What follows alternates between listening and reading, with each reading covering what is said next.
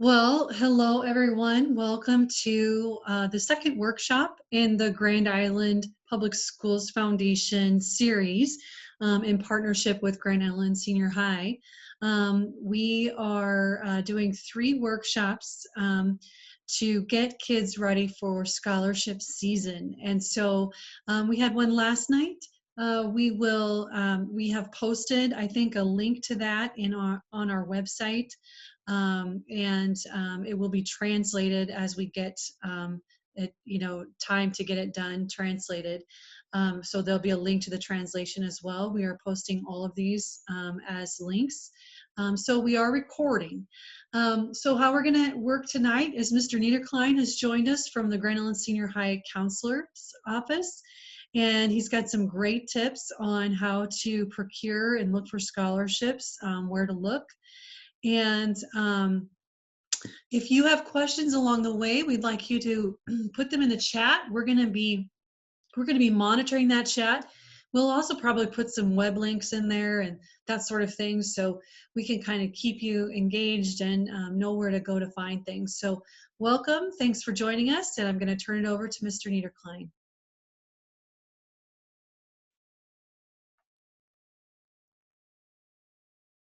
Oh, we're still not hearing you. You didn't get your... Sorry. I thought, okay. So I'm Mr. Niederklein, and I'm in the Academy of Medical Sciences, and I'm just here to tell you guys more about how to get scholarships and kind of what to take care of your senior year. And there's a lot to do, and so basically getting on it sooner rather than later is the right thing to do. And just here's some helpful tips on how you can do that.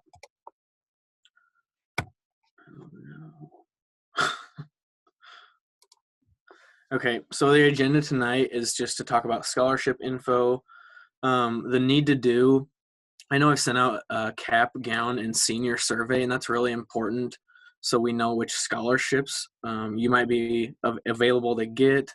We're going to talk about that the whole night. Like, there's a pool of scholarships that exist, and the more information that we know about you, maybe the better we can help find those scholarships that are available to you.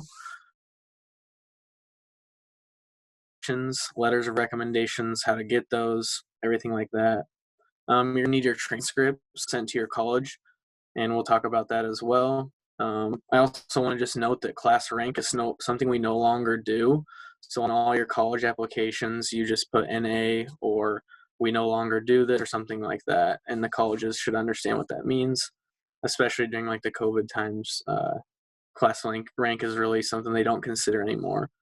And really just read and reply to all emails. And my goal is to update the school counseling website or web page as often as possible because that's where I can get you the most up-to-date information. So there's basically 3 types of ways of getting money to go to college. There's grants, scholarships, and loans. The first 2 are free, and the last one you have to pay back. And there's kind of different things that come along with those.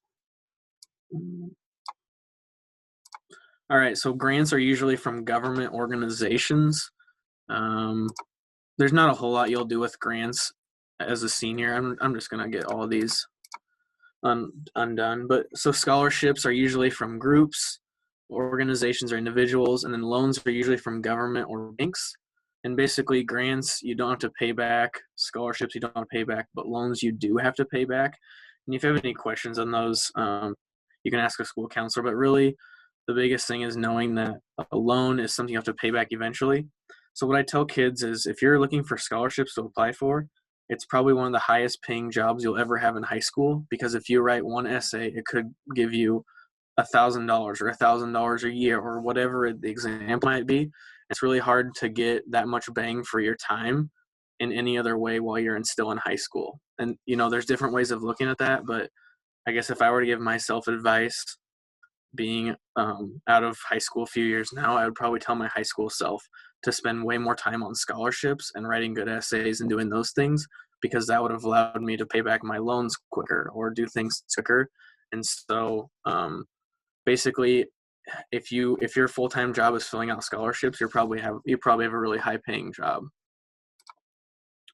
Where to find scholarships? So the biggest thing is you need to kind of spread out your wealth or how you get those scholarships. So like, for instance, my goal is to update the GIPS website. So I update that with new scholarships all the time, and also the foundation, which we'll talk about tonight. So there's basically the first bucket would be the GISH's scholarship list. Then there's the GIPS Foundation, the Community Foundation, Education Quest / Scholarship Quest, and then the College of your choice. And the college of your choice only applies once you've applied for admission. So really your goal should be to apply for admission. For instance, I'm a student right now at Doane, and before I can get any money to go there, I have to apply to be a student there. Otherwise, they don't want to give me money until I'm going to be a student there. Remember, don't put all your time into one bucket. So don't spend all your time on Scholarship Quest or the college of your choice or whatever it might be, okay? And like I said before, scholarships give you money. So they are kind of like a job. You have to put in the time and effort before they will give you money.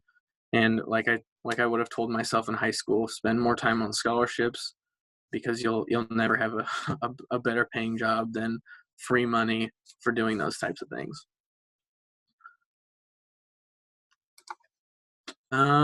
So this is the GISH's scholarship list, and you can find this by going to gips.org, and then there's under the counseling windows, there's scholarships, and I'll kind of tell you how to get to that later. This just lists like the amount it is, the due date, and then who is eligible. So it's really important to look at that, because we update that kind of whenever they come into us. So scholarship committees don't always meet at the same time to give us these scholarships. So we might have one come in today and then another one Friday. Like for instance, this week I had 2 come in this week. The week before that I didn't have any come in. And so we have a person who updates that every time a new one comes in. And so just make sure you check that kind of randomly.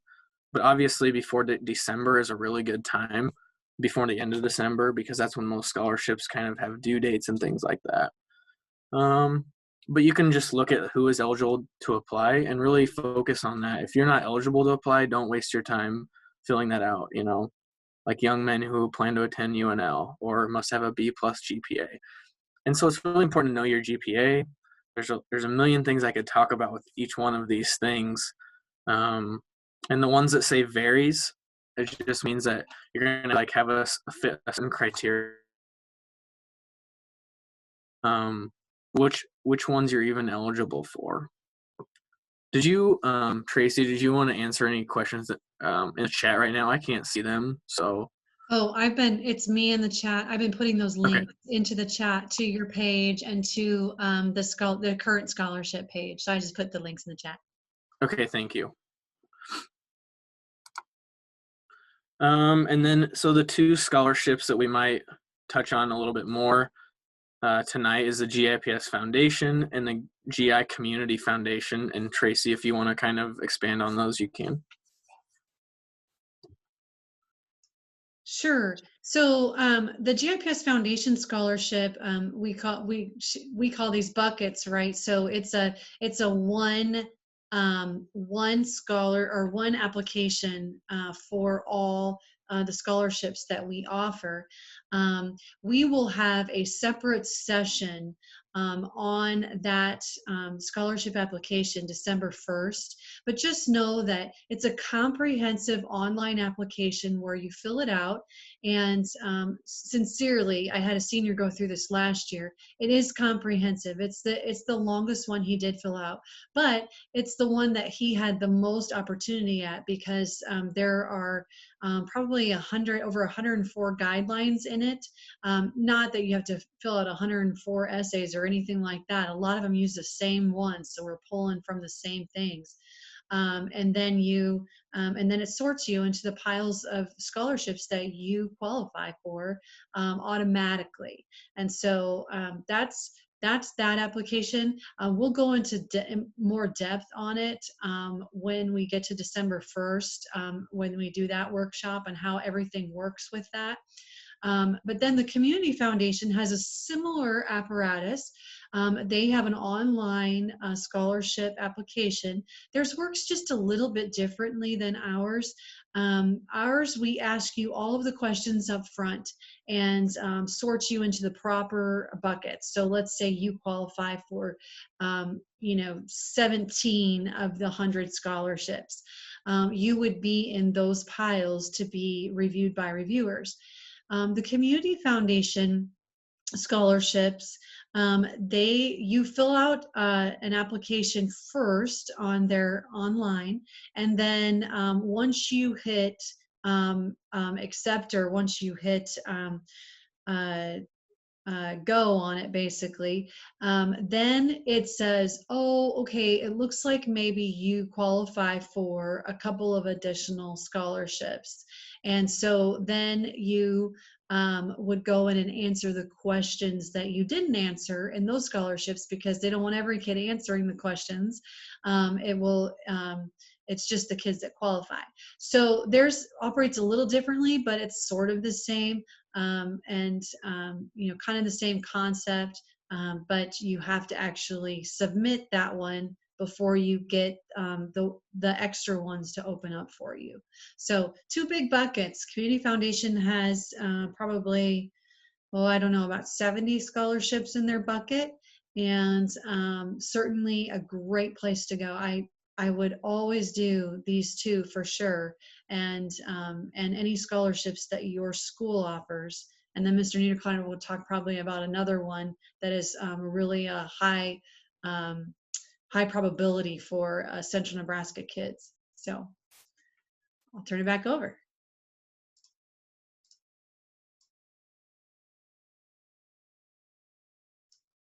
You're muted. Scholarship Quest is another place to go. Scholarship Quest will save your profile if you log into Education Quest at least every 12 months. It's really important to know. Scholarship Quest is a great place to go. Just like Tracy said with hers, it kind of selects you for specific scholarships or scholarships specific to you. And then the college of your choice is really, really important. Like I said before, you can't get scholarships to that college until you've applied for them.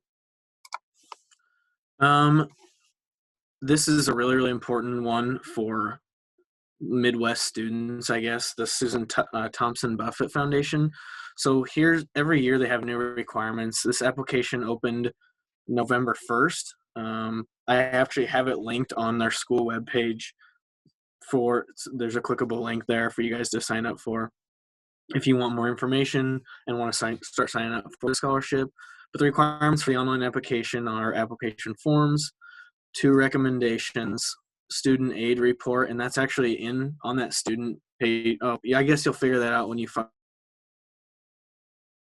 it done. You also need your high school transcript, and I'll talk about how to get that in a little bit.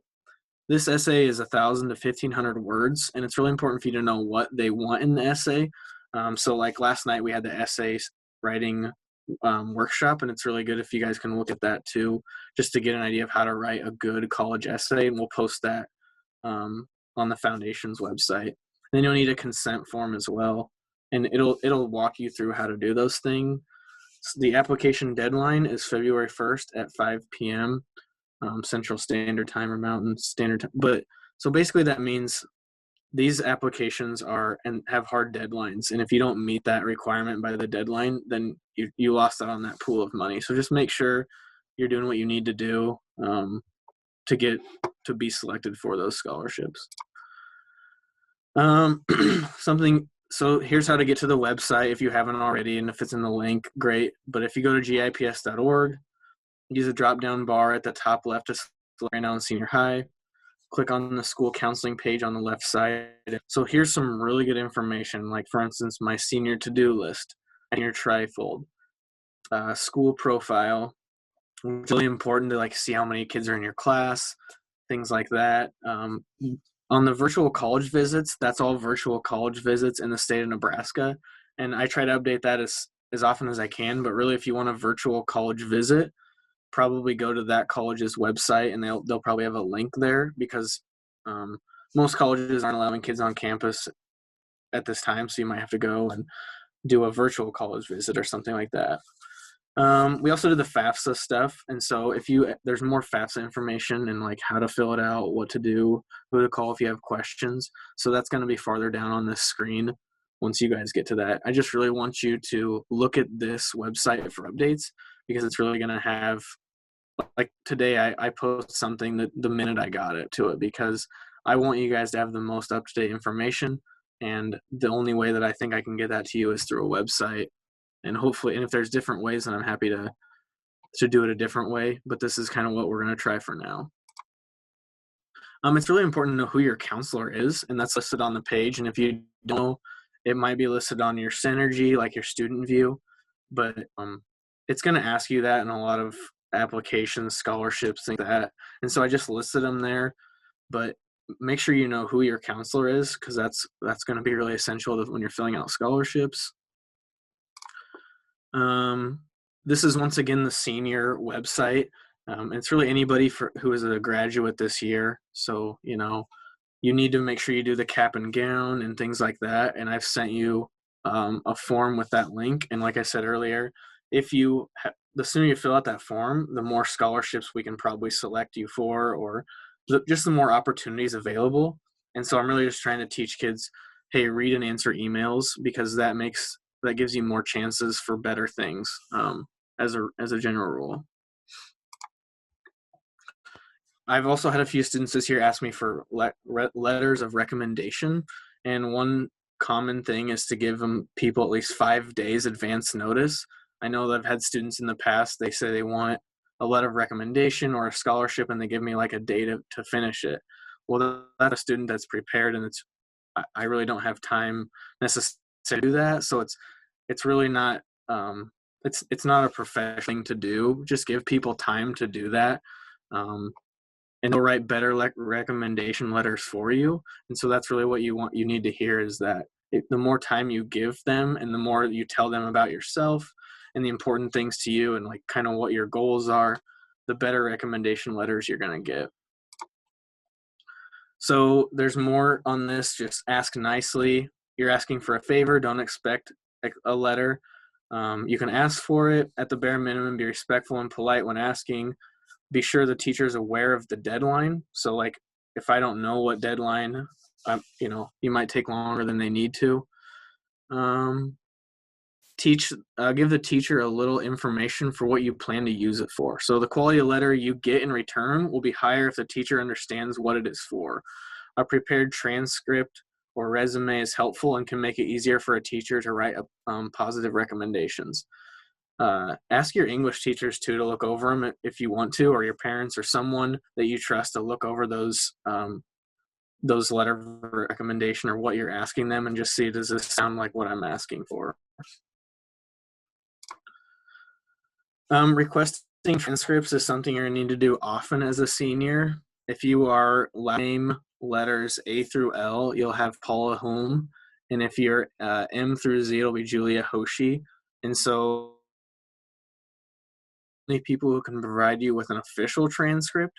So that's why a lot of students still ask their counselor, and that's fine, but we just forward it to these two people. And either way is fine as long as you get what you need. But we really, we want to try to train you guys that registrars are the only people who can give you the official one. And so just reach out to them. So please email them and respond. They're going to respond as quickly as possible. And so just be patient with them. I know I've had a few students come in and ask me, well, it's been 3 days. And the rule of thumb is, students need to be aware that this may take up to 5 school days for a registrar to respond, especially with what's going on right now.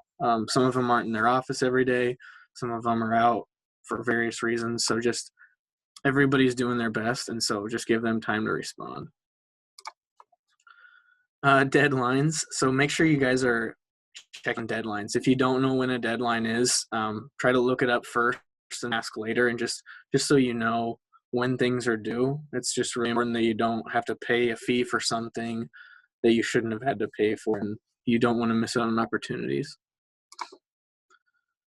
Something you'll need to do as a senior is fill out your FAFSA. If you go to that student, our GIPS counselor webpage, you'll see all the FAFSA information. And I really like this. I found this from a different counselor, but it just says 6 items in 22 minutes, all you need to fill out the FAFSA. So really go through those things before you reach out to anybody. Once you've kind of gone through this list of things to go through, then you can reach out and kind of start filing your FAFSA. Who do you go to? Where do you go? All that stuff is answered within this. And there's actually even a few YouTube videos available. So if you have some questions, you can watch those too. Just know that like I don't, as a school counselor, I don't necessarily help with FAFSAs. I can direct you to the people that do that for a living. I know a little bit about it. I don't know enough to as much as these people who do this every day. So we have a contact named Jackie out of Kearney, and that her number listed farther down on there, and she is really good at helping kids. She's helped kids from ground a lot. So basically you need so 10 reasons to apply for colleges, basically possible, and you can read all through all that, but basically the earlier you do anything, the better opportunities you have and the more things available to you. And there's a whole list of why it's a good idea to basically apply early. And I know it's November now, but it doesn't mean that you're late. It just means that the sooner you apply, the more scholarships, the more opportunities, the more just the better informed decisions you can make. So basically your action steps leaving today are to visit our school counseling page for updates. Like I said before, it's not like a rule of every day or every week or whatever. Make sure you create a non-GIPS email. And I know that that's in the cap and gown, but your GIPS email will deactivate, I don't know, within a month or so of graduating. It's not long after you graduate. So if you were applying to colleges under that email address, they're sent to an address that doesn't exist or you can't retrieve anymore. You also apply to 2 to 3 colleges of your choice. This is different depending on who you talk to. Some people say 2 to 3. Some people say 5 to 7. My thing is if you have it narrowed down and it's not really going to change a whole lot, it seems like a lot of extra work to apply for many more than that. But if you want to, nothing's stopping you. So I don't want to tell you there's a right or wrong way, but it seems like a lot to apply for that many colleges when most colleges are doing about the same things. It's really just finding what fits you. Make sure you guys file the FAFSA. You have to do that every year for every kid and everything like that. So make sure that gets filed every year. Make sure you complete your scholarships. Most of them you can start and come back to later. So like it's good to kind of just work on them periodically rather than trying to do all of them in one night. You're not going to get a very good product doing that. The biggest thing from me is read and respond to emails at least once a day. And that's not totally true, but just as often as you can. I know that the students that respond to my emails have the most opportunities available to them, and ones that say, oh, it's just another email, I'll leave it for later. They miss out on opportunities, and that's fine. But I just really encourage you to email. Complete the cap and gown survey. You need to do that. The sooner you do that, the more opportunities you're going to get. That's really all that I had. There's basically the scholarship list is infinite, and there's so many places to go. And like I said earlier, don't put it all in one bucket. Try to spread it out over, we had 5 different buckets there. So if you want to see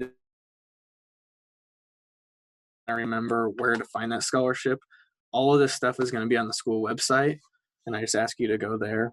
And that's really all I have. Are there any questions?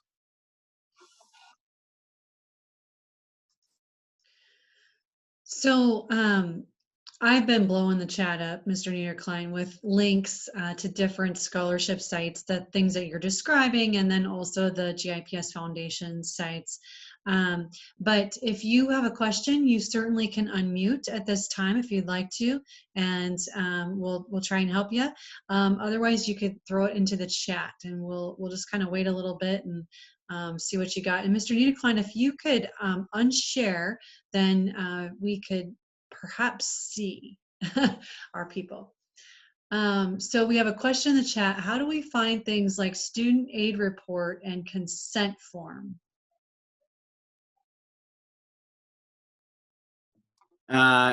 Where are you needing that if you're needing that for your FAFSA, the best place is through Jackie, because I don't know that answer, and that's why the FAFSA is so important. Melissa, do you know that?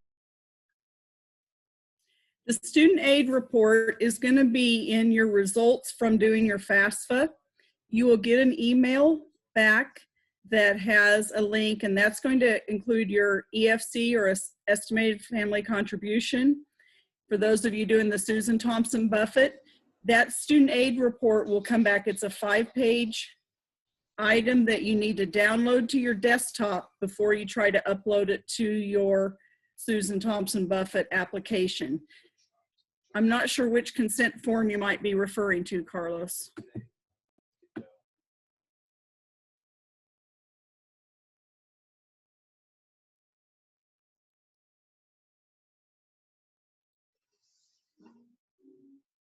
Anybody else? Oh, we got another one. Sounds good, he says. So fill out the FAFSA first, and then he'll receive the student aid report. That is true, yes. And the FAFSA requires. Do be aware if. Go ahead. Do be aware if when you're doing the FAFSA, if you're missing something or if you are selected for verification, you have to complete that verification step before you will get that full student aid report. That verification information is going to come from the college that you submitted the FAFSA to when it gives you an opportunity to put in codes for your colleges. That college or colleges will send you an email, usually through the email system you have established with that school, and that's going to tell you what you need to submit to complete that verification process. Don't panic if you get selected for verification. About 1/3 of the students who do their FAFSA are selected for verification.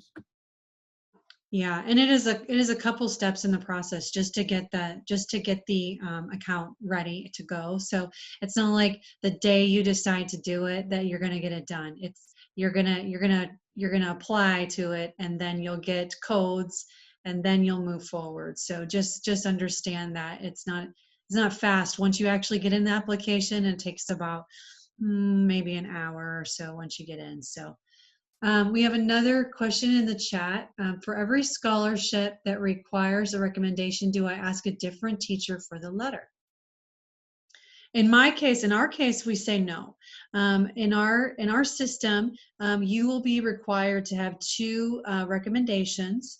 One should be a teacher, and the other one could be somebody besides a teacher, but it could also be another teacher.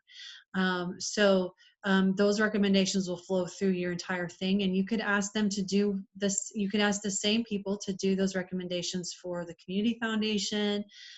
You could ask them the same ones to do your Susan Thompson Buffett. It's just up to you. Some scholarships require specific type of recommendations, so you may want to look at that, like for the Warren and Velda Wilson, for example. That's a big Central Nebraska scholarship. A lot of our kids apply to that, and they prefer a work recommendation, somebody who has supervised you as a worker. They also like faith recommendations. So from like a pastor, or from some kind of youth group you've been involved in, some kind of service group. So, you just kind of have to see what the scholarship requires.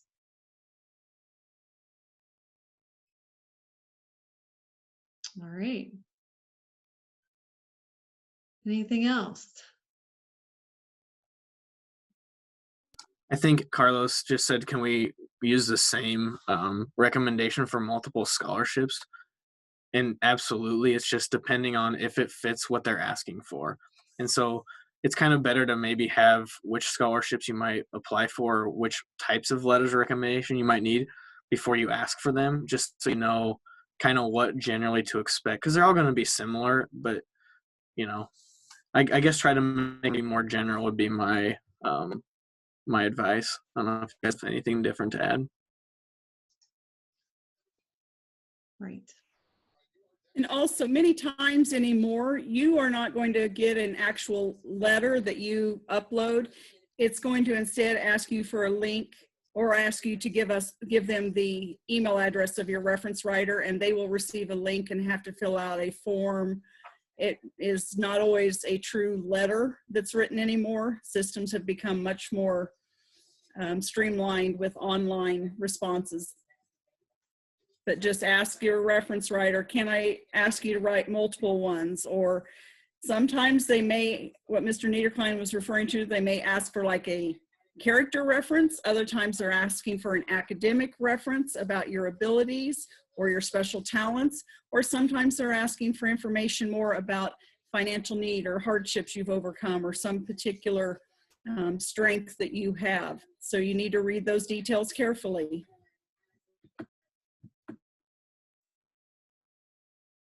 I guess it kind of comes down to just doing that list kind of in order of like when I started it, just making sure that you kind of need to do the steps in order as a senior, like fill out your FAFSA, then apply to college, you know, like you kind of have to have that senior trifold to kind of guide you of which should come first. And it's really important you follow those pieces in order. Otherwise, if something gets out of order, it makes the other thing not make sense. And so just really go back to following that order of how to do things. And I can give this to myself as advice because I'm a college student. And when I go out of order, things don't work very well. So I always have to remind myself just to go in order. Mm-hmm. Well, that seems to be what we've got tonight. And thank you for your questions. And again, don't miss the presentation on December 1st, where that is actually the day that the GIPS Foundation online application opens. So you'll be able to even, set up your account as we're going through the application, so you can kind of see, and it will also give you some great tips on how that application functions, how it works, how it's going to sort applications into piles, what would be the best way to answer a question. And so just make sure that you either attend that or make sure you plan to watch it. And we always have helps on our website. And I do believe too that Mrs. Weimers, she is our scholarship guru in our office. She is always available to help kids kind of work through those scholarship applications, just to help you understand, if you answer a question this way, this is how the scholarship is going to sort you out through. So those kind of questions are questions for her. And I do believe that she is going to offer some times when you can Zoom with her and just talk through your scholarship application. So those would be one-on-ones, which would be great. So at any rate, thanks so much. And we're gonna call it a day, 7:32, not too bad. Thanks for coming. Thank you. And thanks, Mr. Niederklein, for your, and Mrs. Luthein plugging for your information.